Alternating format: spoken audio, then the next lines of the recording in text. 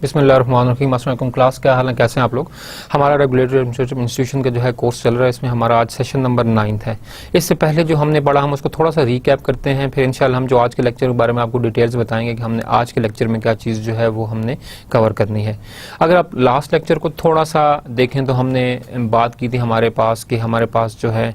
Political institutions हमारे पास कौन से होते हैं, हमारे पास डिफरेंट मिनिस्ट्रीज़ की हमने बात की। हमने जिस तरह इनिशियली बात की कि हमारे पास रेगुलेशंस क्यों इंपॉर्टेंट हैं, रेगुलेशंस हमारे पास क्या होती हैं, हमने बताया कि जो रेगुलेशंस हैं वो एक सेट ऑफ रूल्स है और वो रूल्स हम इसलिए बनाते हैं ताकि डिफरेंट इदारों को जो है वो कंट्रोल दिया जा सके, उनको अथॉरिटी दी जा सके और वो रूल्स एंड रेगुलेशन और उस अथॉरिटी के तहत क्या कर सके, वो निज़ाम को जो है वो कंट्रोल कर सके और निज़ाम को जो है वो अपने पास चला सकें। और यही हमारे पास जो है वो रोल है आपके पास एडमिनिस्ट्रेटिव इंस्टीट्यूशंस का। अगर आपके पास एडमिनिस्ट्रेशन जो है वो एक सेंट्रलाइज्ड बॉडी के पास हो, मतलब ये कि आपके पास जो एडमिनिस्ट्रेशन है या जो आपके पास अथॉरिटी है या जो कंट्रोल है वो आपके पास एक सेंट्रल इदारे के पास हो। फॉर एग्जांपल एक फर्म है, उसका जो चलाने वाला है वो सीईओ है और सीईओ ही क्या करे कि सारे के सारे आपके पास क्या करे, कंट्रोल और इख्तियारात अपने पास रखे। तो इस तरह के निज़ाम को हम बोलते हैं सेंट्रलाइज सिस्टम। इस तरह के निज़ाम को हम क्या बोलते हैं, सेंट्रलाइज सिस्टम। सेंट्रलाइज सिस्टम में हमारे पास ये होता है कि तमाम की तमाम पावर जो है वो एक बंदे के पास होती है। ठीक है, लाइक हमने बात की कि ऑर्गेनाइजेशन का अगर एक बॉस है, सीईओ है, चीफ एग्जीक्यूटिव ऑफिसर है, तो तमाम की तमाम जो पावर होगी वो उस चीफ एग्जीक्यूटिव ऑफिसर के पास ही होगी। ठीक है, अब इसका मतलब आपके पास ये हुआ कि जो तमाम बाकी लोग हैं वो काम तो कर रहे होंगे but they all have to report to the CEO, to the centralized body. तमाम का तमाम वर्कलोड या वर्क बर्डन जो है वो आपके पास एक तमाम जो है वो सेंट्रलाइज्ड बॉडी के ऊपर ही आएगा। फॉर एग्जांपल जो आपके पास चीफ एग्जीक्यूटिव ऑफिसर है वो जो है आपके पास अकाउंट्स को भी देख रहा होगा, मतलब फाइनेंस डिवीजन सारा वो खुद कंट्रोल कर रहा होगा, ऑपरेशंस तमाम वो खुद देख रहा होगा, मार्केटिंग सारी की सारी खुद देख रहा है, आपके पास R&D डिपार्टमेंट खुद देख रहा है। तो उसके एक बंदे के ऊपर या सेंट्रलाइज्ड डिपार्टमेंट के ऊपर बहुत ज्यादा वर्क बर्डन होगा।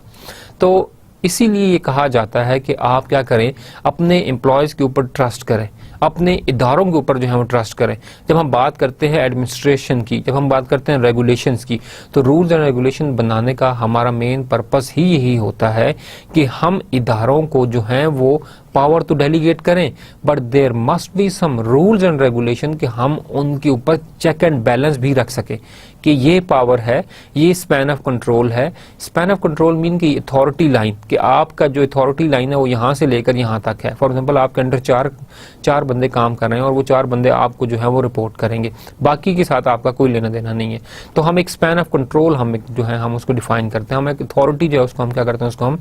डिफाइन करते हैं। तो हमारा पर्पस यही होता है अथॉरिटी देने का किसी को, कि हम अथॉरिटी तो आपको देंगे but end of the day you are accountable for that authority. But ये जो हमारे पास अथॉरिटी का डेलीगेशन है कि हम पावर को डेलीगेट करते हैं, हम अथॉरिटी को डेलीगेट करते हैं, हम लोगों को जो है वो डिसीजन मेकिंग पावर जो है वो ट्रांसफर करते हैं। ठीक है,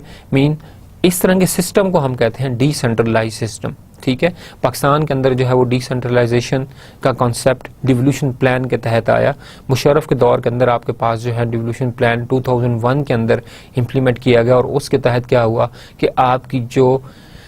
सेंट्रल गवर्नमेंट थी, सेंट्रल गवर्नमेंट के बाद आपके पास डिस्ट्रिक्ट गवर्नमेंट, सेंट्रल गवर्नमेंट को डिवाइड किया गया 3 टियर्स के अंदर और आपके पास डिस्ट्रिक्ट गवर्नमेंट बनाई गई, आपके पास तहसील गवर्नमेंट बनाई गई और आपके पास जो यूनियन काउंसिल थी वो आपके पास बनाई गई। तो ये आपके पास 3 टियर्स बनाए गए गवर्नमेंट के। इन 3 टियर्स के अंदर जो है वो पावर भी डेलीगेट की गई, बजट भी आपका डेलीगेट किया गया। ठीक है, इस तमाम चीजें आपके पास क्या गई, वो डिस्ट्रीब्यूट की गई प्रॉपरली। और इक्वली भी हम इसे कह सकते हैं हमारे पास कि जिसकी जितनी डिमांड है, यूनियन आपके पास छोटी होती है तो वहां पर इतना उतना बड़ा बजट नहीं दिया जा सकता जितना कि एक डिस्ट्रिक्ट को दिया जाता है, ठीक है। तो ऑलरेडी रिक्वायरमेंट मुताबिक बजट के ऊपर डिस्ट्रीब्यूशन हुई। यूनियन के अंदर जो है यूनियन नाजिम आपके पास था, डिस्ट्रिक्ट ऑफिस जो था आपके पास था, तहसील ऑफिस था, तो ये आपके पास तमाम जो है डिसीजन मेकिंग अथॉरिटीज थी, ठीक है। और ये अकाउंटेबल थी आपके पास सेंट्रल गवर्नमेंट को, जो बजट दिया गया, जो फंड ट्रांसफर किया गया, वो मतलब कहाँ यूटिलाइज किया गया और किस तरह से उसको जो है वो यूज किया गया। हमने तमाम इन इदारों की बात की वन बाय वन हमारे पास, हम आगे भी बात करेंगे हमारे पास कि हमारे पास जो तहसील गवर्नमेंट है उसके हमारे पास ये भी एक रेगुलेटरी बॉडी हमारे पास है, डिस्ट्रिक्ट गवर्नमेंट एक रेगुलेटरी बॉडी आपके पास है,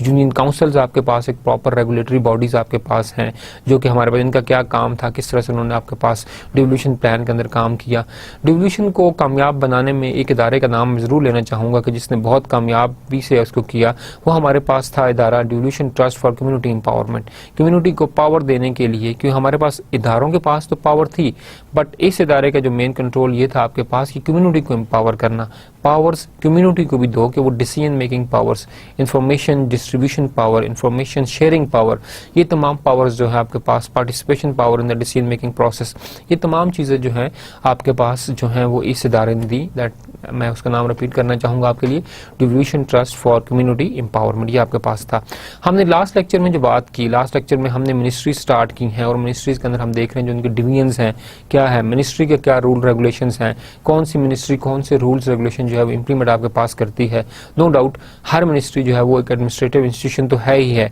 but what kind of regulation actually they are something, okay,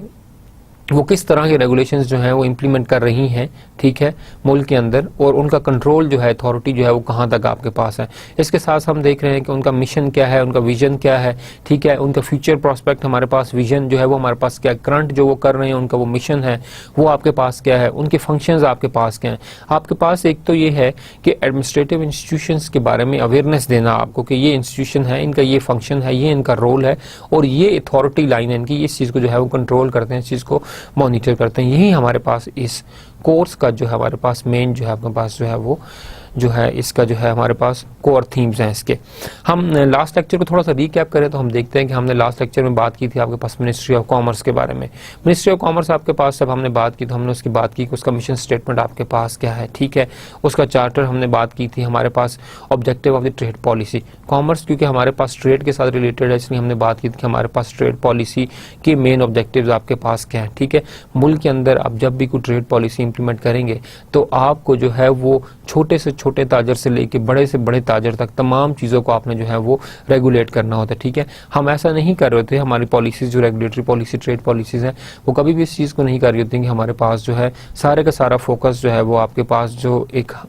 बड़े इन्वेस्टर्स हैं, ठीक है, जो एक ट्रेडर हैं बड़े, उनके लिए सब कुछ उनका बेनिफिट है, ऐसा नहीं होता, बल्कि वो छोटे से छोटे पैमाने पर चीज़ों को देखा जाता है आपके पास कि जो ट्रेड पॉलिसी है उसके अंदर जो है वो बड़े से बड़ा ताजर जो है वो भी इफेक्ट ना हो और जो छोटे से छोटा ताजर है उसके बिजनेस पर भी ज़्यादा से ज़्यादा आपके पास जो है वो इम्पैक्ट जो है वो ना पड़े। तो हमने ऑब्जेक्टिव ट्रेड पॉलिसी का हमने सारे वन बाय वन हमने देखा कि हमारे पास ये किस तरह से रेगुलेट कर रहे हैं, किस तरह से हमारे पास जो है वो फंक्शन आपके पास कर रहे हैं। फंक्शंस ऑफ द मिनिस्ट्री, हमारे पास इस मिनिस्ट्री जो मिनिस्ट्री ऑफ कॉमर्स है इसके फंक्शंस आपके पास क्या हैं वो हमने देखे। फिर हमने उसकी बात की ऑर्गेनोग्राम की, इसकी जो इसकी ऑर्गेनाइजेशन है उसके अंदर जो एक हिरार्की है, जो अथॉरिटी कंट्रोल लाइन है हमारे पास, ठीक है, वो हमारे पास क्या उसको हमने डिस्कस किया। फिर हमने बात की थी हमारे पास कॉमर्स डिवीजन की। जो हमारे पास आज का लेक्चर है दैट इज इम्पॉर्टेंट बिकॉज हम डिस्कस कर रहे हैं आपके पास ministry of economic affairs and statistic. अब मिनिस्ट्री ऑफ जो इकोनॉमिक अफेयर्स है वो आपके पास टोटली इकोनॉमिक पॉलिसी के ऊपर डिपेंड करती है और किसी भी मुल्क की जो इकॉनमी है वो डिपेंड करती है उसकी पॉलिसीज़ के ऊपर, ठीक है। अगर आपकी पॉलिसीज़ जो हैं वो आपके पास स्टेबल होंगी तो आपके पास इकॉनमी भी आपके पास क्या होगी, वो आपके पास स्टेबल होगी। आप अगर थोड़ा सा गौर करें अपने पास जो डेवलपिंग कंट्रीज़ हैं, ठीक है, फॉर एग्जांपल हम अगर मलेशिया की एग्जांपल लें, मलेशिया जो है वो very soon it's among the developed countries, हमारे पास जिस पेस से वो डेवलपमेंट कर रहा है, तो जो जितनी भी उसकी डेवलपमेंट है, जो उनकी प्रोग्रेस है, जो इकोनॉमिक ग्रोथ है, it's all dependent on the economic policies of that country. Economic policies जो हैं वो बहुत ज़्यादा इफेक्टिव हैं और वो क्या कर रही हैं, तमाम के तमाम जो हैं इस चीज़ को सपोर्ट कर रही हैं और हमारे पास वो जो है वो आगे आपके पास निज़ाम चल रहा है उस मुल्क का। आप अगर देखें तो हमारे पास मलेशिया जो है पाकिस्तान के बाद आज़ाद हुआ, ठीक है। मलेशिया उन मुल्कों में से है जिसको पाकिस्तान ज़कात दिया करता था और आज ऐसा है कि हम जो हैं वो बिल्कुल ही एक डिप्राइव्ड कम्युनिटीज़ के अंदर, इस तरह के हमारे पास अंडर डेवलपिंग से भी हम जो है वो डेवलपिंग कंट्रीज़ की तो हम बात नहीं करते, अंडर डेवलप्ड कंट्रीज़ के हम जो है हम आ चुके हैं इसके अंदर। तो हमारे पास पॉलिसीज़ जो है गवर्नमेंट की उसके स्टेबल होना बहुत ज़्यादा ज़रूरी है। आपके पास अगर गवर्नमेंट जो है वो स्टेबल नहीं रहेगी, आपके पास पॉलिसीज़ प्रॉपर्ली इम्प्लीमेंट नहीं हो सकती। आपके पास मेन कंसर्न हमारे पास ये है कि कोई भी जब गवर्नमेंट आपके पास आती है तो उसका 5 ईयर प्लान होता है, वो उस प्लान के मुताबिक ही काम करना चाहती है, और वो प्लान जो है वो हमारे पास 5 साल में इम्प्लीमेंट होंगे तो उनका इम्पैक्ट आना जो हमारे पास जो है वो स्टार्ट होगा। हमारे मुल्क की थोड़ी सी बदनसीबी यहाँ पर ये है कि हमारे पास बहुत कम गवर्नमेंट्स ऐसी हैं कि जिन्होंने अपने टेन्योर्स जो है वो 5 साल के पूरे किए हैं, ठीक है, और उन 5 सालों में जो उन्होंने प्रोजेक्ट बनाए वो ऑलरेडी हमारे पास जो है वो जो कंप्लीट हुए हमारे पास। फॉर एग्जांपल मैं एग्जांपल कोट करूंगा मोटरवे की, वो हमारे पास आज भी एक अच्छी शाहराह के अंदर, बल्कि एक काफ़ी सारे मेरा डिफरेंट कंट्रीज़ में विजिट रहा तो आई बिलीव कि जो डेवलप्ड कंट्रीज़ है उनमें भी ऐसी मोटरवे आपके पास नहीं होगी जो आपके पास आपके मुल्क के अंदर है अवेलेबल। तो हमारे पास एक फैसिलिटी है और हमें उसे ज़रूर अप्रिशिएट करना चाहिए उस गवर्नमेंट को जिसने वो काम किया, ठीक है। हम उस वक्त की गवर्नमेंट को अप्रिशिएट ज़रूर करेंगे जो भी हमारे पास है। तो हमारे पास एक थोड़ा सा ये भी है कि पॉलिटिकल स्टेबिलिटी आपके पास होना बहुत ज़रूरी है। आपके पास मिनिस्ट्रीज़ के अंदर जो है वो एक सिंक्रोनाइजेशन होना, that is another important factor कि हमारे पास चीज़ें सारी सारी आपके पास जो है वो सिंक्रोनाइज हों, तमाम के तमाम चीज़ें आपके पास जो हैं वो स्टेबल हों और इंटैक्ट हों, ताकि हम उन्हें प्रॉपरली क्या कर सकें। जब तक आपकी मिनिस्ट्रीज़ आपस में सिंक्रोनाइज नहीं होंगी, आपस में इंटरकनेक्टेड आपके पास नहीं होंगी, तो मे भी हमारे पास जो है वो डेडलॉक होने के चांसेस ज़्यादा होंगे। अब डेडलॉक हमारे पास ये है फॉर एग्जांपल कि आपके पास एक प्रोसेस है और एक और प्रोसेस है। एक प्रोसेस जब दूसरे प्रोसेस पे डिपेंडेंट हो जाता है तो अब जब तक पहला प्रोसेस कंप्लीट नहीं होगा दूसरा प्रोसेस हम स्टार्ट नहीं कर सकते, और अगर दूसरा प्रोसेस स्टार्ट नहीं होगा और कंप्लीट नहीं होगा तो हमारा तीसरा प्रोसेस जो है वो स्टार्ट नहीं सकता।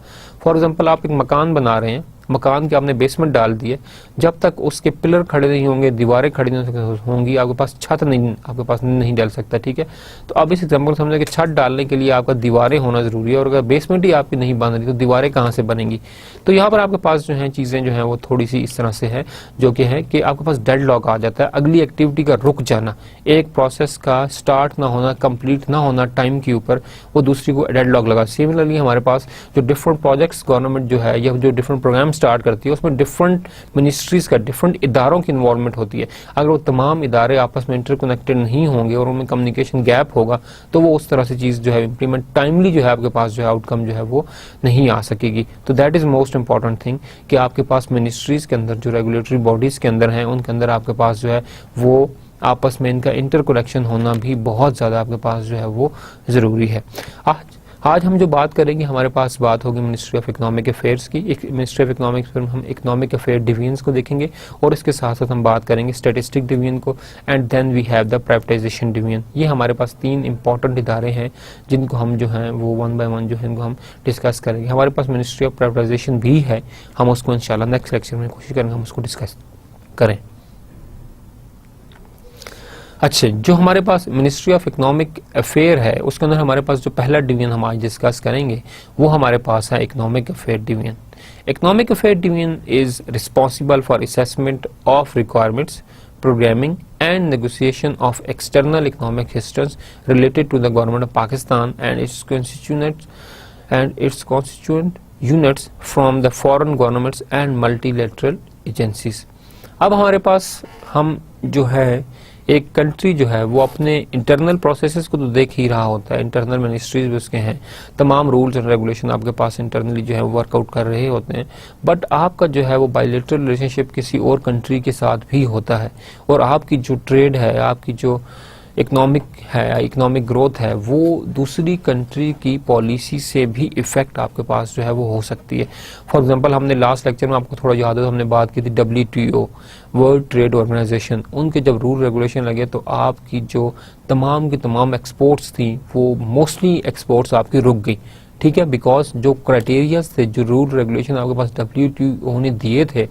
वो आपके जो एक्सपोर्टर्स थे वो जो है वो मीट नहीं कर पा रहे थे। तो उस वजह से आपके पास ऑफ कोर्स जब आपके पास एक्सपोर्ट्स नहीं होंगी, आपके पास जो फॉरेन एक ज़र मुबादला आपकी कंट्री में नहीं आएगा तो आपकी इकोनॉमिक प्रोग्रेस जो है वो थोड़ी सी स्लो ज़रूर आपके पास होगी, उसका इम्पैक्ट जो है वो ज़रूर आपके पास होगा, ठीक है। बट अल्हम्दुलिल्लाह नाउ आपके पास देखें, आपके पास इस ईयर में जो है फुटबॉल आपके पास क्या है, और आपके पास वर्ल्ड के बेस्ट फुटबॉल्स के अंदर आपके जो हैं वो सैलकोट के फुटबॉल्स का नाम आता है। अगेन मतलब कि जो आपके पास तमाम चीज़ें हैं वो टोटली रेगुलेट हो गई और चीज़ें आपके पास जो है वो एडजस्ट हो चुकी हैं, आपके पास जो भी आपके पास निज़ाम है। अब यहाँ पे हमारे पास जो इकोनॉमिक अफेयर डिवीजन है उसका जो फर्स्ट ऑफ ऑल जो मेन रिस्पॉन्सिबिलिटी है is assessment of the requirement. Of course मतलब कि हमने अपनी इकोनॉमिक ग्रोथ को बढ़ाना है, और इकोनॉमिक ग्रोथ को बढ़ाने के लिए हमें जो है फर्स्ट इंपॉर्टेंट थिंग जो हमारे पास है वो हमारे पास असेसमेंट, ठीक है, assessment of the requirements, programming and negotiation of the external economic assistance. अब यहाँ पे मिनिस्ट्री ऑफ जो इकोनॉमिक अफेयर्स है they are most related to the external economic assistance. हमें जो इंटरनल कंट्री में इकोनॉमिक असिस्टेंस चाहिए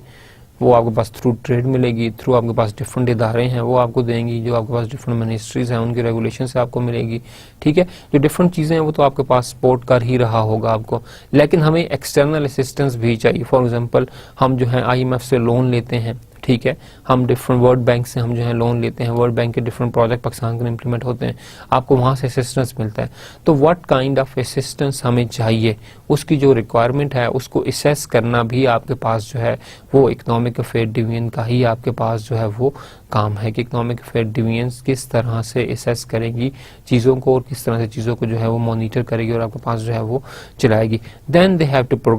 प्रोग्रामिंग की हम जो बात करेंगे तो हमारे पास यहाँ पर जो प्रोग्रामिंग की बात हमारे पास होगी, programming mean that what are the external mean, हम प्लानिंग की हम बात करेंगे कि हमारे पास जो भी प्लानिंग हमारे पास है वो हमारे पास जो है क्या है। तो हमने इस चीज़ को जो है वो हमने देखना है कि हमारे पास प्रोग्रामिंग एंड देन नेगोशिएशन, हम जो भी आपके पास डिफरेंट कंट्रीज़ हैं उनकी जो भी पॉलिसीज़ आपके पास डिफरेंट बन रही हैं, हम हर पॉलिसी को जो है जो वो हम नहीं मनवा सकते। फॉर एग्जांपल आप किसी से लोन लेने जा रहे हैं, आपने IMF से लोन लेना है, तो जो आपकी रिक्वायरमेंट्स हैं वो आपको पता है क्योंकि you already assessed your requirements कि ये आपकी रिक्वायरमेंट्स हैं और इन रिक्वायरमेंट्स को आपने इस तरह से जो है वो फुलफिल करना है, इस तरह से आपने इस चीज़ को क्या करना है, इसको आपने पूरा करना है। लेकिन इशू आपके पास यहाँ पर अब ये है कि आपने जो है वो उनकी तमाम शराइत को नहीं मानना।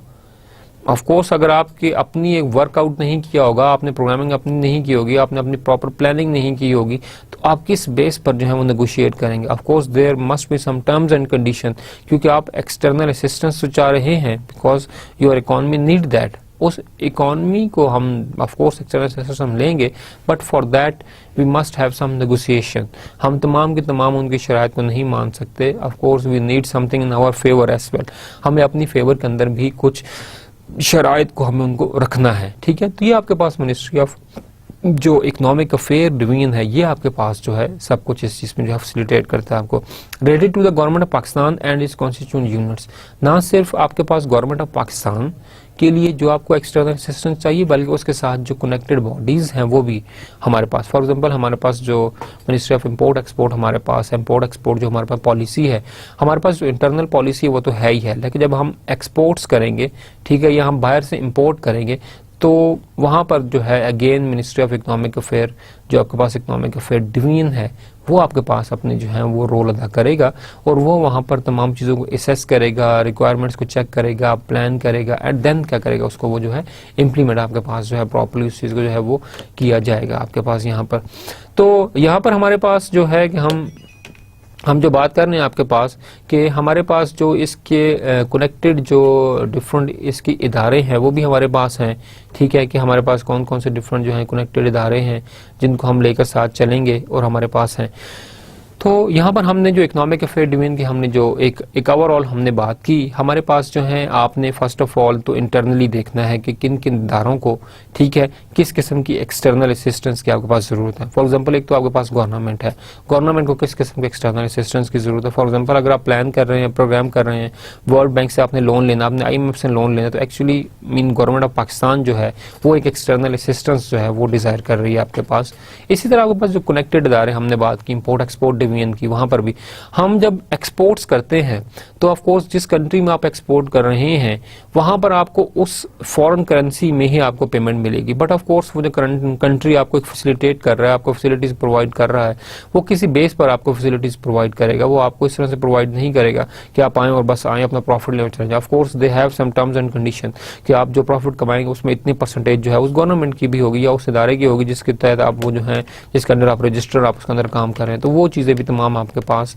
उन तमाम चीजों को जो है नेगोशिएट करना, ये आपके पास इकोनॉमिक अफेयर डिवीजन जो है वो आपके पास करता है। बट इकोनॉमिक अफेयर डिवीजन जो हमने अभी बात की कि हमें एक्सटर्नल असिस्टेंस चाहिए, but we are talking external mean the foreign countries, the foreign agencies जहां से हमें फंड चाहिए। फॉर एग्जांपल मैंने आपको कोट किया IMF, world bank, DFID for example development fund for international development आपके पास हैं जिनसे हम बहुत ज्यादा फंड हमारे पास आता है। Then we have the JICA, Japan international corporation association, हमारे पास जितने डेवलपमेंट के मोस्टली प्रोजेक्ट्स हैं वो आपके पास, ये सपोर्ट आपके पास करते हैं, डिफरेंट NGOs हैं, ठीक है। तो ये तमाम चीजें आपके पास इकोनॉमिक अफेयर डिवीजन जो है इसको जो है वो रेगुलेट करता है। The issue regarding external debt management and matters relating to the technical assistance to the foreign countries, credit to the friendly countries on lending, re-lending of the foreign loans and monitoring of the aid utilization are being handled by this division। आप यहाँ पर अगर थोड़े देखें तो इस division के आपके पास डिफरेंट अच्छे खासे इकोनॉमिक, अच्छे खासे इंपॉर्टेंट फंक्शंस जो है वो आपके पास इकोनॉमिक अफेयर डिवीजन जो आपके पास दे रहा है, क्योंकि हमारा इंटरनल जो इकोनॉमिक कंट्रोल है वो तो हमें देखना ही देखना है, बट इसके साथ साथ हमें जो एक्सटर्नल है उसके अंदर भी हमें चीज़ों को जो है वो एग्री करना है, उन चीज़ों को हमने जो है पार्टिसिपेट करना है, चीज़ों को हमने आगे जो है वो लेकर चलना है। यहाँ पर हमारे पास जो मोस्ट इंपॉर्टेंट थिंग हमारे पास है कि आप जो डिफरेंट डेट लेते हैं, और हमें पता है कि पाकिस्तान के अंदर जो है वो मोस्टली चीज़ें जो हैं वो आपके पास डिफरेंट गवर्नमेंट्स आती हैं, वो डेट लेती हैं, कुछ उतारती हैं, कुछ अगेन इंक्रीज हो जाता है, जो डेट रह जाता है उसके ऊपर अगेन आपके पास इंटरेस्ट रेशियो इतनी बड़ी होती है, आपके पास बढ़ जाना। तो इकोनॉमिक अफेयर डिवीजन जब फॉरेनर डिफरेंट जो है आपके पास डिफरेंट डिवीजन के साथ जब इंटरेक्ट करता है तो उनका मेन पर्पस आपके पास यही होता है कि वो नेगोशिएट करें उन कंट्रीज के साथ, उन इदारों के साथ कि वो डेट तो ले रहे हैं लेकिन वो डेट मैनेज किस तरह से होगा, उसके ऊपर इंटरेस्ट रेट क्या होगा, कितने साल में, उसकी प्लानिंग आपके पास क्या होगी। देन कंट्री अपने इंटरनल तमाम प्रोसेस को देखती है कि क्या वो इस डेट को वापस भी कर पाएंगे, वो कौन कौन से ऐसे प्रोग्राम, कौन कौन से ऐसे असिस्टेंस स्टार्ट करें कि वो उन चीज़ों को जो है वो वापस कर पाएं, उस डेट को जो है वो वापस कर पाएं। यहाँ पर अब जो मेन इसका जो है वो काम, एक तो आपके पास ये है कि एक्सटर्नल डेट मैनेजमेंट है, एंड दूसरा इंपॉर्टेंट फंक्शन है matter relating technical assistance to the foreign countries, और डिफरेंट फॉरेन कंट्रीज है जिनसे आपने डेट लेना है या जिनको आपने डेट देना है या जिनको आपने एड देनी है, ठीक है। फॉर एग्जांपल आपने किसी को कुछ एड दी है और दोबारा उनको आपने एड देनी है, तो किस तरह से उसका क्या रेगुलेशन आपके पास होगी, ठीक है। आपके पास then credit to the friendly countries, जो आपके पास मोस्ट एसोसिएटेड कंट्रीज हैं, ठीक है, on lending and relending of the foreign loans, foreign loan से आपने लिए हैं या उनको आपने दिए हैं, अगर आप वो कंट्री को आपने दिया वो उस टाइम पे नहीं कर पाए तो री लेंडिंग हम उसे कहेंगे। अब वो कैसे उस चीज़ को दोबारा उसको जो है आप जो है उस चीज़ को आप मैनेज करते हैं। And monitoring of the aid utilization are being handled by this division. Similarly आपके पास जब डिफरेंट किस्म के आपकी कंट्री के अंदर जब प्रॉब्लम्स आते हैं, फॉर एग्जांपल आप अर्थक्वेक पे देख लें, फ्लड देख लें, तो डिफरेंट जो आपके पास फंडिंग एजेंसीज हैं, डिफरेंट जो आपके पास एड ऑर्गेनाइजेशंस हैं वो आपके पास एड देती हैं आपकी कंट्री को, ठीक है। अब उस एड की यूटिलाइजेशन किस किस इदारे में किस किस जगह पर किस तरह से करनी है, वो तमाम के तमाम मैटर्स जो आपके पास हैं वो आपके पास इकोनॉमिक अफेयर डिवीजन जो है वो आपके पास हैंडल करता है। तो अगर हमने जहाँ तक अब हमने इसकी फंक्शनैलिटी देखी तो इट सीम्स लाइक कि इकोनॉमिक अफेयर डिवीजन आपके पास बहुत ही इंपॉर्टेंट डिवीजन है, ठीक है, जो कि कंट्रीब्यूट करता है आपके पास कंट्री की इकोनॉमिक डेवलपमेंट के साथ साथ आपके पास जो है आपके पास फॉरेन कंट्रीज के साथ इंटरेक्शन में भी इसका जो है बहुत ज़्यादा आपके पास हाथ है। जो मेन फंक्शंस हैं हम उनके बारे में बात करेंगे। The functions and responsibility of the economic affair division are listed in schedule 2 of the result of business 1973। आपके पास एक बुकलेट है, इसके अंदर आपके पास रूल्स हैं और रूल के मुताबिक आपके पास इकोनॉमिक अफेयर डिवीजन 1973 ने जो फंक्शंस हैं इनके दो मेन आपके पास फंक्शंस हैं। पहला इंपॉर्टेंट फंक्शन जो आपके पास मिनिस्ट्री ऑफ फॉरेन डिवीजन आपके पास इकोनॉमिक अफेयर डिवीजन का आपके पास है assessment of requirements, programming and negotiation of the external हमारे पास economic assistance from the foreign governments and organization. जैसे हमने बात की कि आपने जो है फर्स्ट ऑफ ऑल तो अपनी असेसमेंट करनी है, हमने इसको पहले भी देखा कि हमारे पास इसका काम क्या है, असेसमेंट करनी है, आपने प्रोग्रामिंग करनी है, आपने प्लान करना है और फिर आपने नेगोशिएट करना है। बिकॉज आप तमाम के तमाम जब आप लोन लेंगे तो ऑफकोर्स अगली जो फॉरेन एड ऑर्गेनाइजेशन होगी या फॉरेन कंट्री होगी वो अपने रूल्स रेगुलेशन आपके ऊपर इंप्लीमेंट करेगी, बट योर मेन चॉइसेस हम उनकी बात को भी माने बट हम उसमें को वे आउट निकाल ले ऐसा कि जिसमें बेनिफिट जो है वो अपना हो, हमारी कंट्री का आपके पास हो। तो इनका फर्स्ट मेन फंक्शन तो आपके पास ये है। सेकंड इंपॉर्टेंट हमारे पास ये matter related to the IBRD, international bank for reconstruction and development, IDA international development association, IFC ADB हमारे पास है, एशियन डेवलपमेंट बैंक, IFAD हमारे पास है, international fund for the Asian development, for the Asian. हमारे पास डिफरेंट किस्म के इदारे हैं, इनके साथ जो है इनके नेगोशिएशन। इस तरह हमारे पास IMF आपके पास है, आपके पास वर्ल्ड बैंक है, जिसे मैंने DFID की एग्जांपल आपको दी। तो आपके पास डिफरेंट बैंक्स हैं। फॉर एग्जांपल हमने यहाँ पे कोड किया international bank for reconstruction and development. तो ये जो बैंक आपके पास है, इसके अंदर से आपको जितने भी फंड्स मिलते हैं, उन फंड्स का जो मेन पर्पज आपके पास होता है कि जो डेवलपिंग कंट्रीज के अंदर डिफरेंट आपके पास कंस्ट्रक्शन के काम है, जो डेवलपमेंट के काम है, जो कम्युनिटी डेवलपमेंट का आपके पास काम है, रोड डेवलपमेंट आपके पास हो गया। फॉर एग्जांपल आपके पास रिहेबिलिटेशन प्रोग्राम्स हैं डिफरेंट, ठीक है, आफ्टर फ्लड, आफ्टर आपके पास अर्थक्वेक। तो ये तमाम कंट्रीज आपके पास जो है सपोर्ट करती हैं आपको इस तरह की चीज़ों के अंदर। तो इस तरह के फंड्स आपको ये इदारा आपके पास IDA इंटरनेशनल डेवलपमेंट एसोसिएशन आपके पास है। फॉर एग्जांपल आपके पास ADB एशियन डेवलपमेंट बैंक, आपकी कंट्री के अंदर डिफरेंट किस्म के एशियन डेवलपमेंट बैंक के प्रोजेक्ट चलते रहते हैं। फॉर एग्जांपल वुमेन एम्पावरमेंट के प्रोजेक्ट्स हैं, डिफरेंट एजुकेशन के आपके पास प्रोजेक्ट्स हैं, जो कि ये कंट्रीज आपके पास सपोर्ट करती है और आपको क्या करती हैं, वो फंड आपके पास जो है वो प्रोवाइड करती हैं। अच्छा जी, हमने बात की जो फंक्शंस हैं हमारे पास इकोनॉमिक अफेयर डिवीजन के। नेक्स्ट हमारे पास जो है वो हम इसी फंक्शन के बारे में बात कर रहे हैं जो हमने डिफरेंट अभी इंस्टीट्यूशंस बताए, हम उन इंस्टीट्यूशन के बारे में आपको बताएंगे। First of all international bank for reconstruction and development, इनका जो मेन एम है वो है कि किसी भी कंट्री के अंदर से पॉवर्टी को रिड्यूस करना, ठीक है। That is the most problematic thing in the developing countries. जो अगर डेवलपिंग कंट्रीज आपके पास या अंडर डेवलप्ड कंट्रीज में मोस्टली आप देखें तो आपके पास जो मेन प्रॉब्लम है आपके पास पॉवर्टी है, एम्प्लॉयमेंट रेशियो बहुत ज़्यादा कम है, डेथ रेट बहुत ज़्यादा आपके पास, और पॉपुलेशन रेशियो आपके पास ज़्यादा है। तो इस तरह डिफरेंट जो इश्यूज़ हैं वो आपके पास जो है वो टैकल करती है आपके पास international bank of reconstruction and development. इनका जो मेन एम है is to reduce poverty in the middle income countries and credit worthy poorer countries by promoting sustainable development through loans, guarantees, risk management product and analytical and advisory services. आपके पास different किस्म की जो services हैं वो provide करते हैं। But advisory services के साथ साथ आपके पास जो लोन है वो जो है ये बैंक्स आपको जो है वो लोन भी प्रोवाइड करते हैं ताकि आप क्या कर सके, आप प्रॉपर अपनी डेवलपमेंट जो है वो देख सके और आपकी जो डेवलपमेंट है वो आपके पास प्रॉपरली जो है वो स्ट्रीमलाइन आपके पास जो है वो हो सके। यहाँ पर हमारे पास जो इनके मेन फंक्शन है, फर्स्ट ऑफ ऑल हमने बात की कि लोन देना, दूसरे आपके पास ये है गारंटीज देना। फॉर एग्जाम्पल अगर कोई गवर्नमेंट या कोई आपके पास कंट्री के अंदर कुछ इदारा है वो कोई लोन लेना चाहता है तो ये गारंटी के तौर पर जो है उसको सपोर्ट करते हैं। आप फॉर एग्जांपल किसी जगह से भी लोन लेंगे तो आपको गारंटी चाहिए होगी और गारंटी के तौर पर जो है ये इदारा आपको जो है वो सपोर्ट प्रोवाइड करता है। रिस्क मैनेजमेंट प्रोडक्ट्स, आपके पास डिफरेंट किस्म के आपके पास प्रोडक्ट्स हैं। फॉर एग्जांपल बैंकिंग के अंदर देखें, फाइनेंशियल डिफरेंट आपके पास प्रोडक्ट्स हैं, आपके पास डिफरेंट और भी आपके पास जो है वो डिफरेंट प्रोडक्ट्स होते हैं जिसका रिस्क असेसमेंट आपके पास बहुत ज़्यादा ज़रूरी होता है, ठीक है। तो रिस्क असेसमेंट में भी आपके पास जो है ये आपके पास इदारा बहुत ज़्यादा सपोर्ट करता है आपको। एनालिटिकल एंड एडवाइजरी सर्विसेज, किस कंट्री के अंदर किस किस्म की डेवलपमेंट चाहिए, कौन कौन से ऐसे प्रोजेक्ट हैं जो कि इस मिडिल इनकम कंट्री या अंडर डेवलप्ड कंट्रीज के अंदर इंप्लीमेंट किए जाएं तो ये प्रोजेक्ट आपके पास सस्टेनेबल होंगे। एक्चुअल पर्पस हमारे पास है सस्टेनेबल प्रोजेक्ट्स का। सस्टेनेबल फॉर एग्जांपल आप देखें आपके पास आपकी कंट्री के अंदर, मैं आपको अपने जो है मोहल्ले के अंदर आप थोड़ा देखें, अगर आप किसी भी सरकारी जगह पर रहते हैं या जहाँ पे गवर्नमेंट की सेस है, गवर्नमेंट आती है रोड बनाती है, रोड आपके पास टूट जाता है, ठीक है, मोहल्ले वाले ठीक नहीं करते, ना ही मतलब आपके पास कोई और शहरी जो है उसको ठीक करते हैं, कोई भी उसको ठीक नहीं करता, ठीक है। नई गवर्नमेंट आएगी, बजट पास होगा, फिर फंड आएगा, फिर आपके पास क्या होगा कि आपके पास उस गली जो है वो दोबारा पक्की होगी नए इलेक्शन में। उससे पहले गली पक्की होने का आपके पास कोई भी चांसेस नहीं है, सवाल ही पैदा आपके पास नहीं होता। तो ये तमाम चीज़ें आपके पास क्या है, ये सस्टेनेबल डेवलपमेंट नहीं है। सस्टेनेबल डेवलपमेंट आपके पास ये होता है कि आपको एक दफ़ा चीज़ बना दी गई एंड अब उस कम्युनिटी का काम है कि वो उस चीज़ को सस्टेन करे, ठीक है। अब सस्टेनेबल डेवलपमेंट में आपके पास सबसे इम्पॉर्टेंट चीज़ जो है कि सस्टेनेबल डेवलपमेंट तब ही होगी जब आप ओन करना शुरू करेंगे। जब आप ओन करेंगे चीज़ों को, ओन करने से जो आपके पास चीज़ें आपके पास क्या होंगी वो आपके पास ठीक है। फॉर एग्जाम्पल आपका मोबाइल है, आपने मोबाइल अपने छोटे भाई को दिया, भाई ये मोबाइल अब आपका है, अब वो उसको संभालेगा भी, उसका ध्यान भी रखेगा, उसको किसी को हाथ भी नहीं लगाने देगा, उसकी केयर भी करेगा, उसके ऊपर कवर भी लगाएगा, क्योंकि वो उसका है। He start feeling that mobile is now mine, ये अब मोबाइल मेरा है, ओन करना शुरू कर देगा वो उस चीज को, ठीक है। अगर आपका मोबाइल होता, आप उसे ना देते, आप कहीं रखते, तो ही don't care, he don't bother कि भाई मेरे भाई, भाई क्या है, भाई ख्याल करना है, वो ऑन नहीं करेगा उसे जब तक आप उसको वो चीज़ नहीं देंगे। जब आप कम्युनिटीज़ को इन्वॉल्व करेंगे अपने पास डिसीजन मेकिंग प्रोसेस में उनको पार्टिसिपेट करवाएंगे, आप उनसे आप जो है वो इन्फॉर्मेशन लेंगे, उनको इन्फॉर्मेशन देंगे, उनको इन्वॉल्व करेंगे उस प्रोजेक्ट के अंदर, okay, make them feel that this project is your, उनको उसके अंदर इन्वॉल्व करें, उनको फील करवाएंगे ये प्रोजेक्ट आपका है और आप ही इसके जो है वो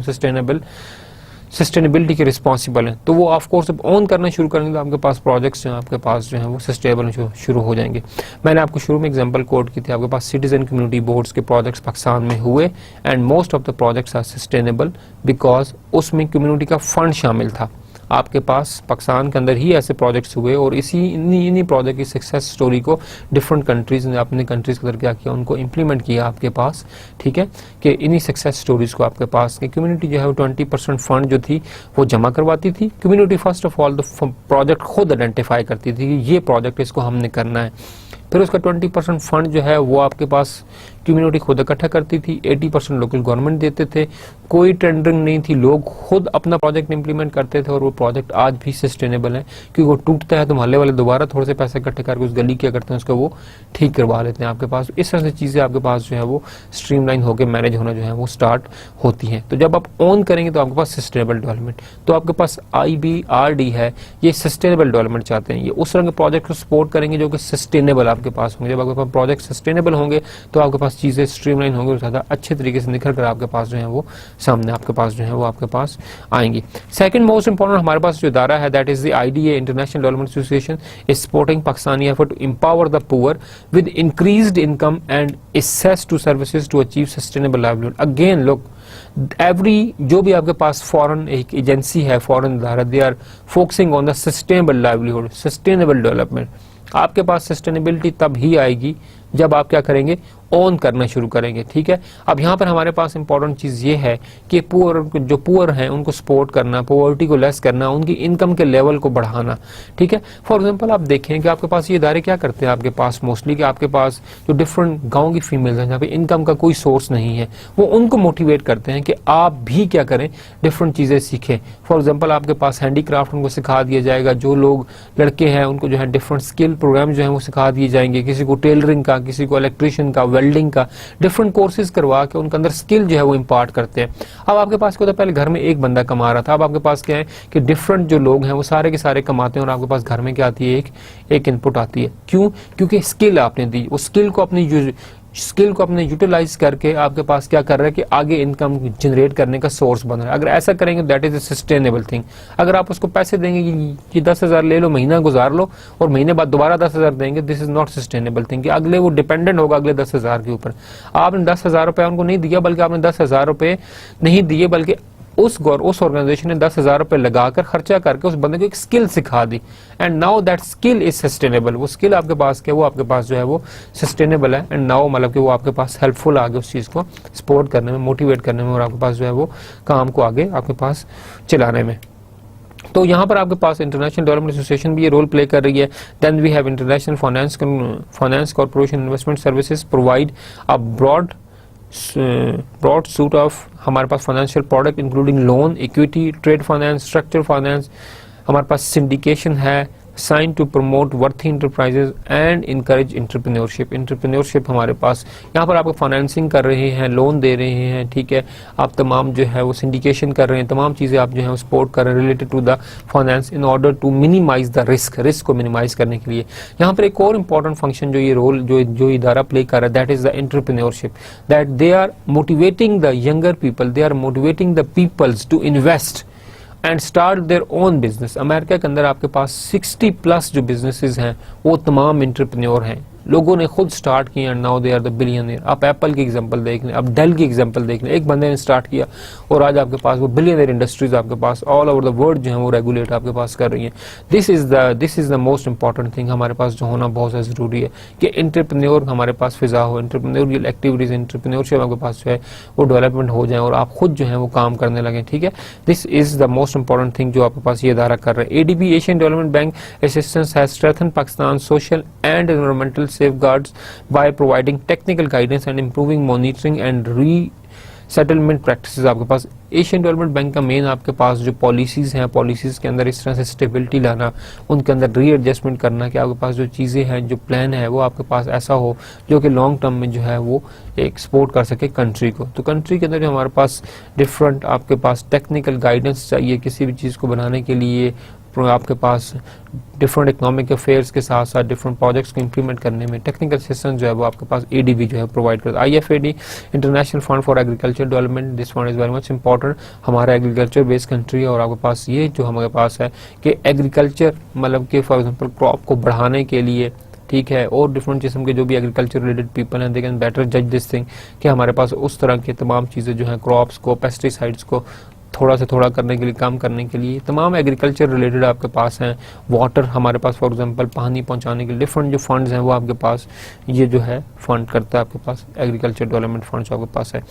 जो आपके पास मेन फंक्शंस हमने जो बात की थी, हमारे पास जो फॉरेन अफेयर डिवीजन है इसके जो मेन फंक्शंस है वो हमारे पास फर्स्ट ऑफ ऑल तो ये है कि matter relating to the technical assistance to the foreign countries, ठीक है, फॉरेन कंट्रीज के साथ जो टेक्निकल असिस्टेंस चाहिए वो आपके पास ये डिवीजन प्रोवाइड करता है। Another important function is external debt management, including authorization of the remittance for all external debt services, complications, ठीक है, हमारे पास कंपाइलेशन है, अकाउंटिंग है, analysis of economic assistance from foreign governments and organization. आपके पास जो एक्सटर्नल डेट मैनेजमेंट है, बाहर से जो पैसा आया उसे कहाँ इन्वेस्ट करना है, किस किस जगह पर इन्वेस्ट करना है, और फिर ऑफ कोर्स उसकी रिपोर्ट जो है अगेन फॉरेन कंट्रीज को, जो आपके पास डिफरेंट एसोसिएशंस हैं उनको जो है वो प्रोवाइड करना। ये तमाम जो है इस लिंकेज सिंक्रोनाइजेशन के जो अंदर जो आपके पास जो है ये मिनिस्ट्री बहुत ज़्यादा जो है वो रोल प्ले करती है अपना। रिव्यू और appraisal of international and religion economic trends, आपके पास इकोनॉमिक ट्रेंड्स को मॉनिटर करना, this is more important thing. For example आपके पास ये है कि एक कंट्री है वो ये वाला उसने प्रोडक्ट लॉन्च किया, उसने ये वाली पॉलिसी लॉन्च की और ऑलरेडी उसकी इकोनॉमी जो है उससे फ्लोरिश हुई।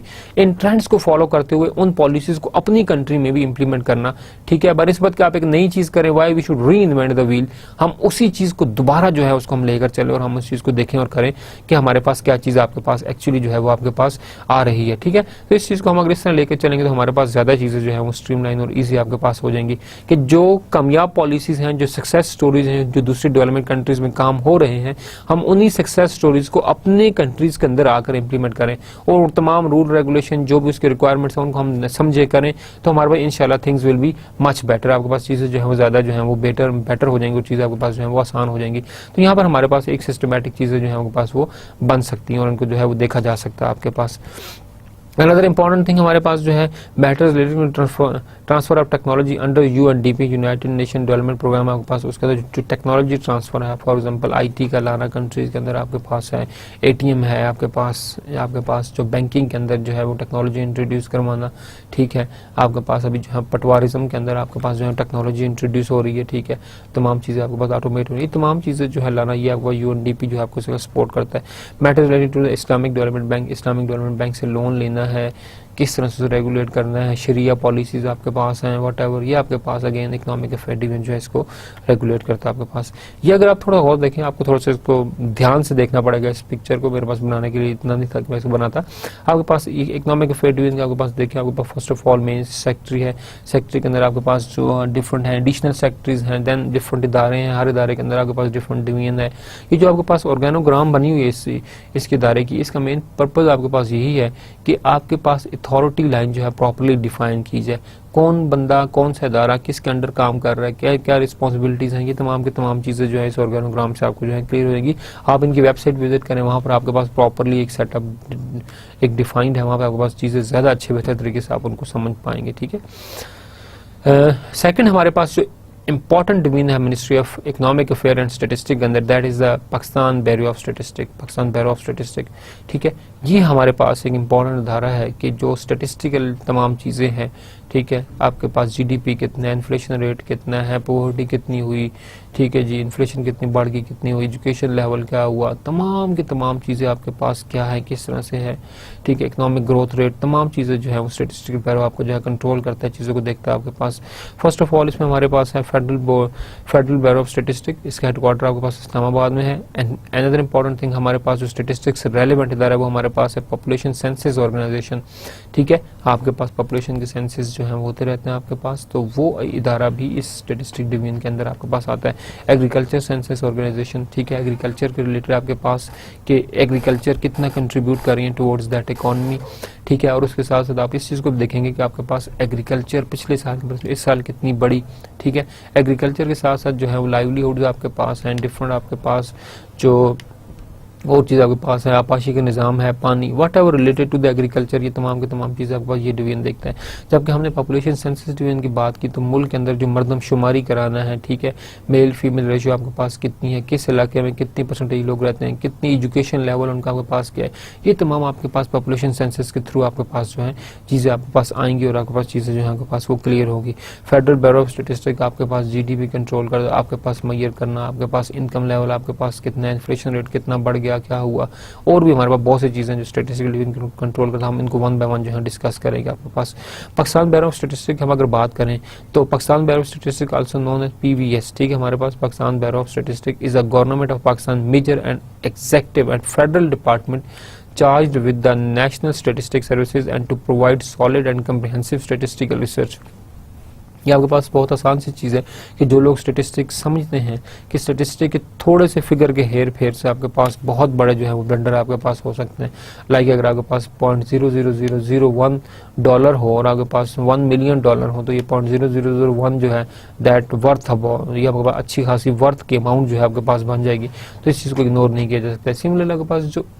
डिफरेंट स्टेटिस्टिक्स कंट्रोल हैं, डिफरेंट आपके पास मैयर्स हैं स्टेटिस्टिक, फॉर एग्जाम्पल मुल्क की GDP कितना आपके पास, फॉरेन इनकम कितनी है, एक्सपोर्ट कितनी, इंपोर्ट कितनी है, इन आउट इन्फ्लेशन कितना, ये तमाम चीज़ें आपके पास स्टेटिस्टिकली कंट्रोल होती हैं, ठीक है। डिफरेंट फार्मूलाज हैं, डिफरेंट टेक्निक्स इनके थ्रू चीज़ें कंट्रोल करते हैं, तो इनका बहुत इंपॉर्टेंट फंक्शन है इन चीज़ों को मैयर करवाने में, इन चीज़ों को बताने में, इन चीज़ों को करने में आपके पास, ठीक है। बिकॉज यही वो इदारा है जो कि स्टेटिस्टिक एक सॉलिड स्टेटिस्टिक देगा। फॉर एग्जाम्पल आपके मुल्क के अंदर जी एम्प्लॉयमेंट कितनी है, एम्प्लॉयमेंट जी हमारे पास इतनी है, पॉवर्टी की रेशियो क्या है जी हमारे पास इतनी है, कितने लोग इससे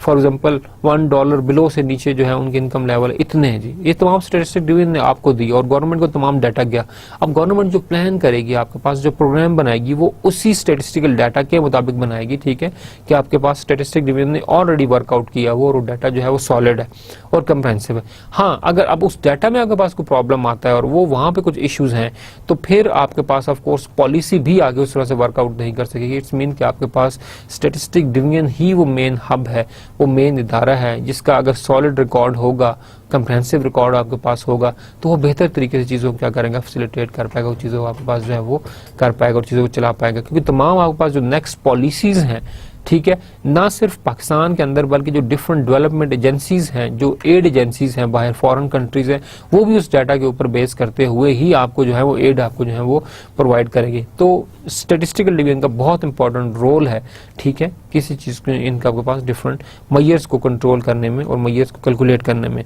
Pakistan bureau of statistics is one of the department of statistic division of the ministry of economic affairs and statistics. Already they are working under the ministry of economic affairs and statistic division, ठीक है। The department assist and encourage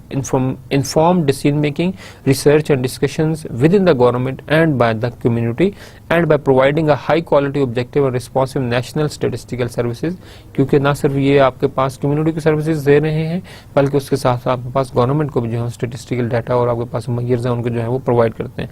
Pakistan bureau of statistics compile statistic from many sources and produce global updates including statistical year book, हर साल के अंदर मुल्क के अंदर कितनी तरक्की हुई, कितना आया, कितना इनफ्लो गया, कितना आउटफ्लो आपके पास कितना रहा पैसे का आपके पास, देन डेवलपमेंट कितनी हुई, किस तरह के प्रोजेक्ट शुरू हुए, एजुकेशन रेशियो आपके पास रही, मेल फीमेल जो है एजुकेशन कितना आपके पास बढ़ी कम हुई, वट एवर डिफरेंट आपके पास मैयर्स हैं वो आपके पास देगा। पाकिस्तान स्टेटिस्टिक्स हैंडबुक ये आपके पास हर ये छपती है। Year book specialized in the field of statistics, ये आपके पास तमाम चीज़ें अवेलेबल होती हैं, आपके पास नेट से भी अवेलेबल है, आप डाउनलोड कर सकते हैं इनको आपके पास। It create statistics on the economy, the government, trade and other fields. Government की क्या आपके पास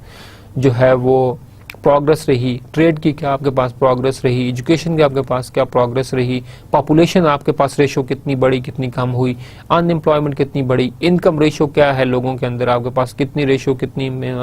ये तमाम चीज़ें आपके पास जो है पाकिस्तान ब्यूरो ऑफ स्टैटिस्टिक्स जो इसको है कंट्रोल करता है। It also operates the census of the country. Of course census जो आपके पास है वो भी कंट्री की जो है इसी के अंदर आपके पास डिवीजन के अंदर आपके पास आता है। Pakistan Bureau of Statistics is committed to provide accurate, reliable, timely, comprehensive and user-friendly information to the public, private, national and international organization. This is the mission.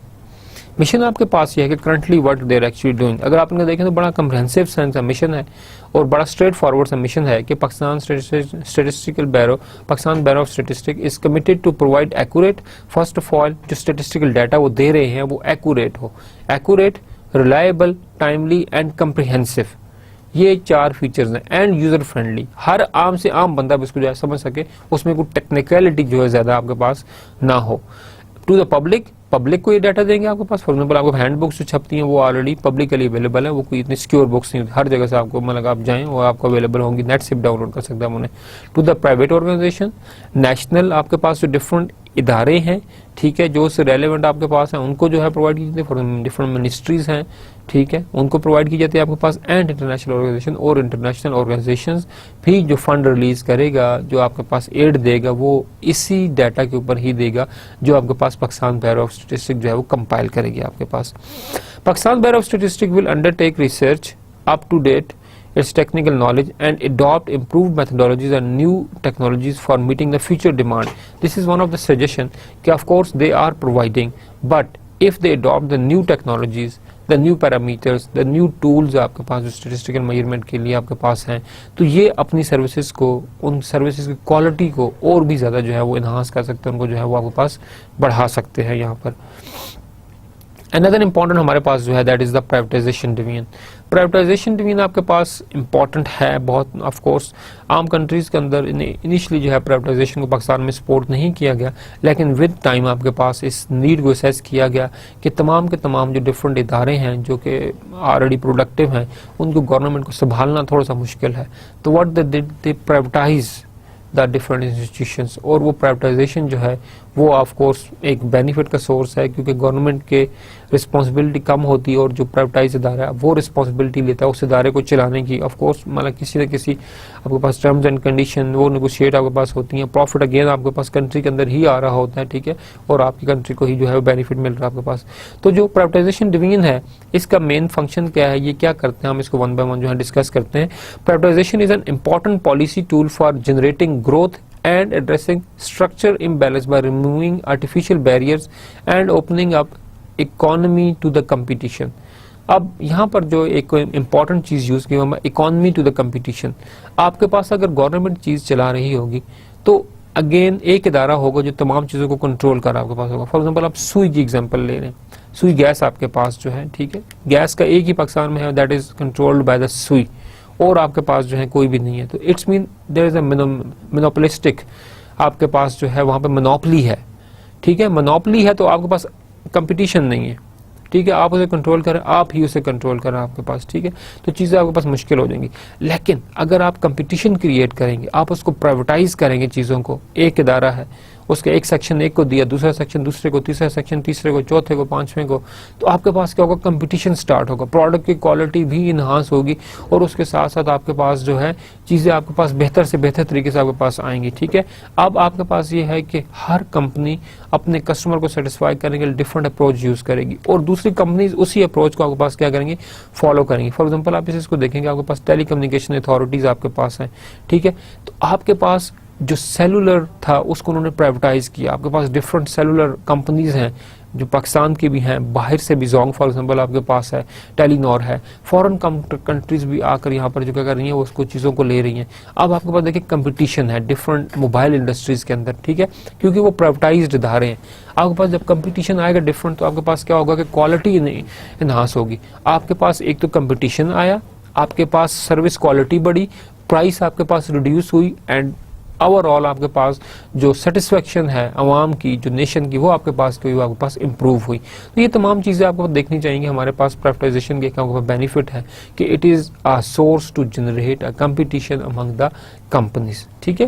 Privatisation program is part of economic reform agenda of the government. Of course एक economic reform agenda है आपके पास कि जिस तरह मैंने पहले आपसे बात की कि आपके पास जब गवर्नमेंट्स क्या करती हैं कि वो चीज़ों को नहीं चला सकती या उनके पास एक चीज़ का प्रेशर बढ़ जाता है, ठीक है, क्योंकि गवर्नमेंट के डिवीजन्स और चीज़ों को भी आपके पास देख रहे होते हैं, तो एक अच्छा स्टेप है कि क्या किया जाए, चीज़ों को आपके पास प्राइवेटाइज किया जाए, ठीक है। अब जब मैनेजमेंट आपके पास आसान होगी कि आपके पास सिर्फ एक अपर कंट्रोल है, उसको हैंडल कोई और कर रहा है, आप बस सिर्फ उसको मॉनिटर कर रहे हो उस चीज़ को आपके पास, ठीक है। तो ये एक प्राइम एजेंडा होता है गवर्नमेंट्स का। ये ज़्यादातर प्राइम एजेंडा आपके पास डेवलप्ड कंट्रीज़ के अंदर नहीं है, बल्कि अंडर डेवलप और डेवलपिंग कंट्रीज़ के अंदर ये फिनोमेना आपको ज़्यादा नजर आएगा आपके पास प्राइवेटाइजेशन का, ठीक है, कि आपके पास चीज़ों को प्राइवेटाइज किया जाए, दूसरे इदारों को दिया जाए, ताकि चीज़ें आपके पास क्यों आपके पास वो बेहतर आपके पास हो सके। तो government of Pakistan therefore systematically come confining its role to making policy and providing good governance, ठीक है। आपके पास यहाँ पर जो गवर्नमेंट ऑफ पाकिस्तान का जो रोल है, यहाँ पर अगर हम उसको कन्फाइन करें तो हमारे पास उनको पहला आपके पास क्या होगा कि they have to make the policies and provide good governance. आपके पास गुड गवर्नेंस के अंदर बहुत सी चीज़ें आपके पास आती हैं, ठीक है। गुड गवर्नेंस आपके पास ऐसी प्रैक्टिसेस हैं कि आपके पास government in partnership with local people, ठीक है, विद डिफरेंट इंस्टीट्यूशन क्या करेंगे, मतलब कि सस्टेनेबल डेवलपमेंट को आपके पास क्या करें, वो प्रमोट करें। Second important point, providing a solid and effective regulatory framework. अब यहाँ पर एक और इंपॉर्टेंट चीज है कि you are going for the privatization but there is need of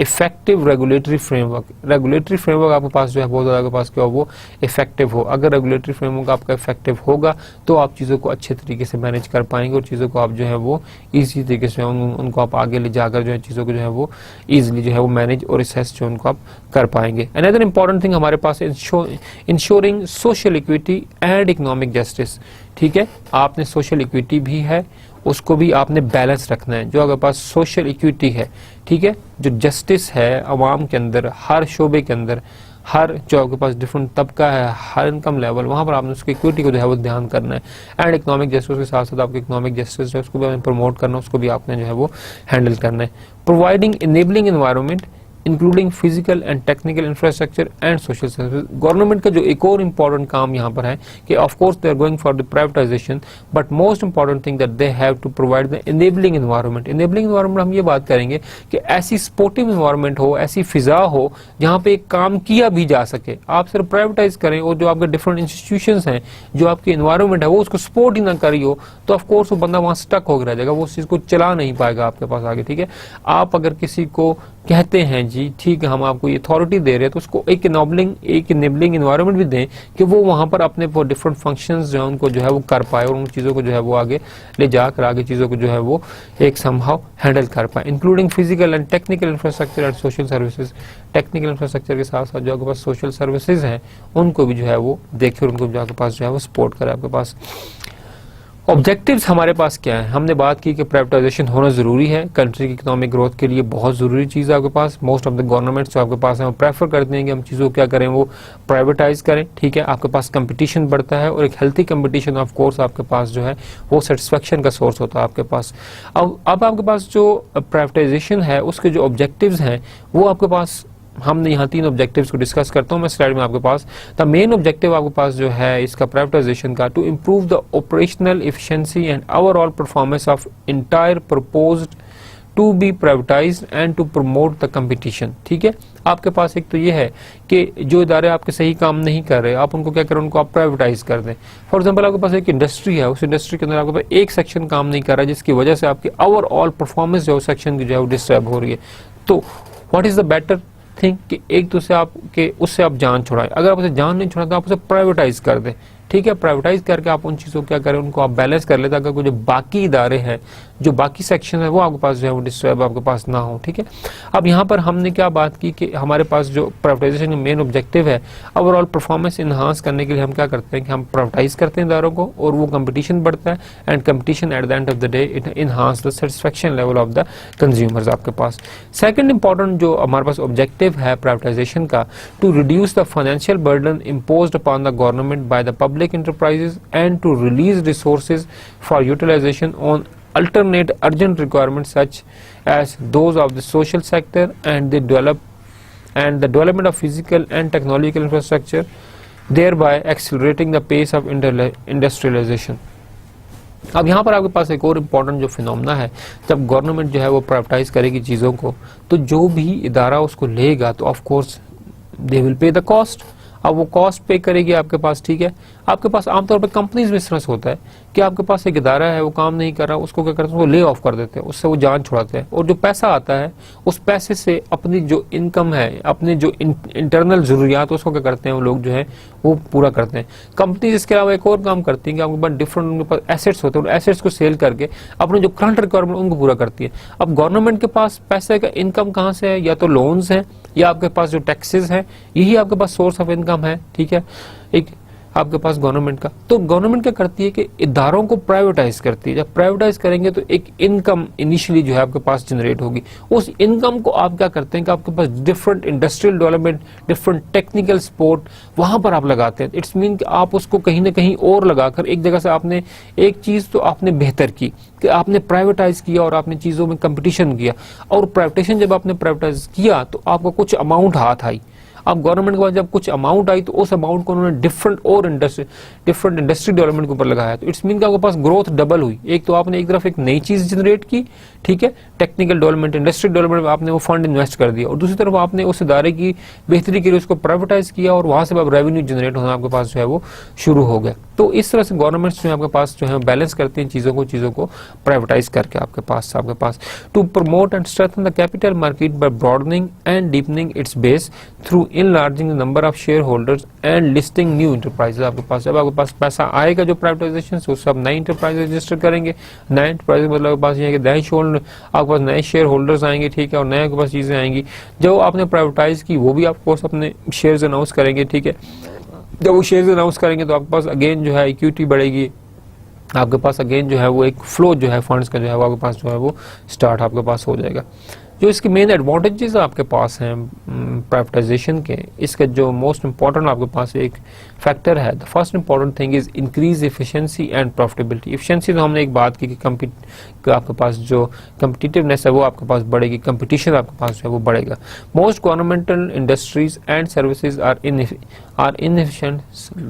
running in losses. When there will be transferred to the private sector, their administration will improve and non-development expenditure will reduce, their efficiency will increase and will be converted to a power आपके पास profitable ventures। अब यहाँ पर देखें कि आपके वो इदारे जो कि आपको लॉस दे रहे होते हैं, ठीक है, फॉर एग्जांपल पाकिस्तान में रेलवे की एग्जांपल आपके पास है, ठीक है, उसको प्राइवेटाइज किया जाना चाहिए। आपके पास डिफरेंट चीज़ें और भी आपके पास हैं, मैं अभी आपको एग्जांपल कोट करूंगा इदारों की कि जिनको प्राइवेटाइज किया गया। डिफरेंट इलेक्ट्रिकल आपके पास हैं, स्टील मिल्स आपके पास हैं, और भी आपके पास बहुत से शोबे, बैंक्स आपके पास जो हैं फॉर एग्जांपल डिफरेंट, उनको प्राइवेटाइज किया गया कि वो आपके पास लॉस में जा रहे थे, ठीक है, वो आपके पास लॉस में थे, एफिशिएंसी उनकी कम थी, बल्कि वो कॉस्ट ज़्यादा पड़ रही थी। पर इस बार आपके पास ये है पीटीसीएल को आप देखें, पीटीसीएल में आपके पास इतने ज़्यादा एम्प्लॉयज़ आपके पास थे, ठीक है, अब जब प्राइवेटाइज किया गया तो उन एम्प्लॉयज को निकाला गया, वट एवर आपके पास एक ये भी एक था कि इतने अच्छे खासे सीनियर एम्प्लॉयज को वहाँ से जब निकाला गया, ठीक है, तो अच्छी खासी बड़ी लॉट जो है वो जॉबलेस आपके पास हुई, अनएम्प्लॉयमेंट का एक सोर्स हुआ, वो सारा उसके जो ड्रॉबैक्स हैं वो भी अपनी जगह पर हैं। लेकिन जो इनएफिशिएंसी क्रिएट हो रही थी वो प्राइवेटाइज करने के बाद वो इनएफिशिएंसी खत्म हो गया आपके पास, ठीक है। जो आपके पास नॉन डेवलपमेंट फंड थे वो आपके पास रिड्यूस हुए। उसके साथ साथ आपके पास जब प्राइवेटाइजेशन हुई आपके पास तो आपके पास इम्प्रूवमेंट हुई, आपके पास एफिशिएंसी बढ़ी, और वो वेंचर जो कि प्रॉफिट नहीं दे रहा था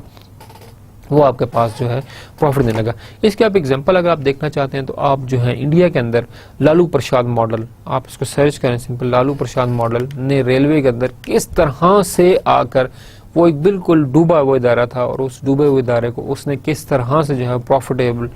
जो है वो इदारा बना दिया। तो आप लालू प्रसाद मॉडल को देखें, इंशाल्लाह आप उससे भी थोड़ा एक सेंस पाएंगे कि कितना बेनिफिट आपके पास है चीज़ों को प्राइवेटाइज करने का।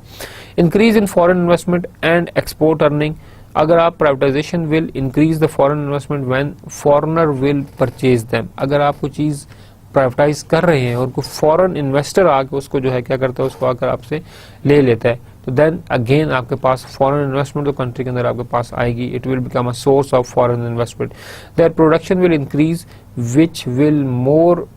foreign exchange for Pakistan, and if these enterprises are set up by the foreign loans, these loans will be repaid out of the sales proceeds which will reduce the burden of the foreign loans। अगर आप एक तो ये है कि foreigner उसे purchase कर, दूसरा आपने फॉरेन लोन लेकर आपने उसे किया है और उस लोन से क्या किया आपने, चीज़ चला रहे आप तो जो प्रोडक्शन होगी, जो सेल्स होगी, उस सेल से आप वो पैसा रीपे करेंगे। Again it will be a source of आपके पास जो है वो हमारे पास जो है इनकम का सोर्स होगी। जब आप किसी फॉरेनर को कोई अपनी कंपनी देते हैं और वो उसको प्राइवेटाइज करते हैं तो आपके पास क्या होता है कि वो फॉरेन कंट्री जो है आपके पास फॉरेन इन्वेस्टमेंट भी लेकर आती है। जो प्रोडक्ट्स हैं वो भी ऑफ कोर्स फॉरेन कंट्री में जाएंगे, तो ऑफ कोर्स आपकी एक्सपोर्ट्स होंगी यहाँ से, अगेन कंट्री के अंदर ही पैसा आएगा। तो वट एवर जो फॉरेन कंपनी करेगी, इन आउट जो भी आपके पास होगा, फायदा ओवरऑल जो है वो उस कंट्री को ही होगा, बिकॉज फॉरेन इनकम की जो है मूवमेंट आपके पास इन आउट जो है उसी कंट्री के थ्रू आपके पास हो रही है। अनदर इंपॉर्टेंट थिंग हमारे पास broaden the base of share capital and stock market, sale of enterprises through stock exchange will broaden the base of the share capital, hence stock market will develop आपके पास, because general public will be in position to purchase their share and invest opportunities for general public will increase। आपके पास एक तो ये है कि stock market जब आपके पास companies बनती हैं, सेटल होती है, अपने शेयर जो है वो मार्केट में स्प्रेड करती हैं, जो आपके पास एक पब्लिक है, जनरल पब्लिक उन स्टॉक शेयर्स को जो है परचेज करती है। अब आपके पास कंपनी अपना बिजनेस कर रही है और थ्रू शेयर मार्केट आपके पास जो है वो आपके पास क्या हो रहा है, जो पब्लिक है वो भी उससे प्रॉफिट जो आपके पास जो है वो ले रही है आपके पास। अनदर इंपॉर्टेंट जो इसका हमारे पास एडवांटेज है वो हमारे पास है इंक्रीज इन पॉलिटिकल प्रेशर, ठीक है, डिक्रीज इन पॉलिटिकल प्रेशर। जो इदारे काम नहीं कर रहे होते आपके पास अपोजिशन लीडर पार्टीज जो है जी, गवर्नमेंट खसारा कर रही है, वट एवर आपके पास है, ठीक है, जो गवर्नमेंट ओन्ड इंडस्ट्री आपके पास होती हैं, बैंक्स, इंस्टीट्यूशंस, ठीक है, मतलब के डिफरेंट पॉलिटिकल वर्कर्स जो है उन चीज़ों को जो है वो आपके पास प्रोडिसाइज करते हैं, चीज़ों को जो है वो ख़राब करते हैं आपके पास। तो वहाँ से जब आपके पास चीज़ें प्राइवेटाइज हो जाएंगी तो गवर्नमेंट के ऊपर से जो है वो प्रेशर भी थोड़ा सा आपके पास क्या हो जाएगा, वो आपके पास रिड्यूस हो जाएगा। Use of the latest technology and know how private domestic investor and foreign investor will adopt latest technology and know how for the increase in output and their profit, this will result increase in national product, thus national income of the country will grow. Foreign investor आया, उसने नई technology लाई, तो आपके पास country के अंदर भी दूसरी जो इंडस्ट्रीज हैं, सेम इंडस्ट्रीज, वो भी उस टेक्नोलॉजी क्या करना शुरू कर देंगे, उस टेक्नोलॉजी को अडॉप्ट करना शुरू कर देंगे। उससे आपके पास क्या होगा कि आपके पास जो है कंट्री के अंदर एक नई फिजा बनने शुरू हो जाएगी। तो आपको क्वालिटी प्रोडक्ट मिल रहा है,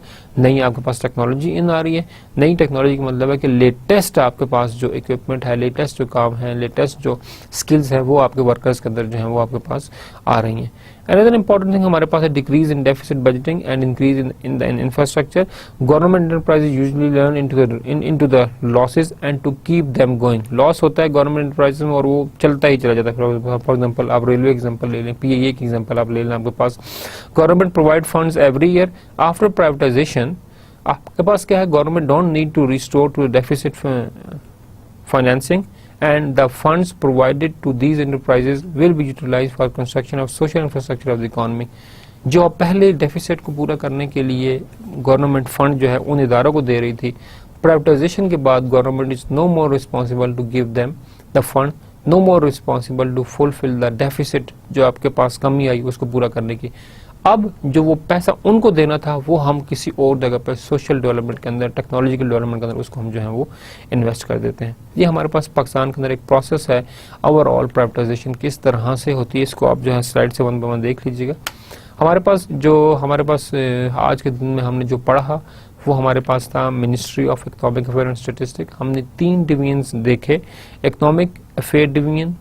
statistic division and then we discussed about the privatization division. हमने कुछ एडवांटेजेस डिस्कस किए प्राइवेटाइजेशन के आज के लेक्चर में आपके साथ। हमारे पास जो नेक्स्ट लेक्चर होगा हम इंशाल्लाह इसके ऊपर बात करेंगे what are the disadvantages of privatization and there is ministry for privatization. हम उसके बारे में भी जो है आपके पास बात करेंगे। Thank you very much for today lecture. इंशाल्लाह सी यू इन नेक्स्ट लेक्चर। अस्सलाम वालेकुम व रहमतुल्लाहि व बरकातुहू।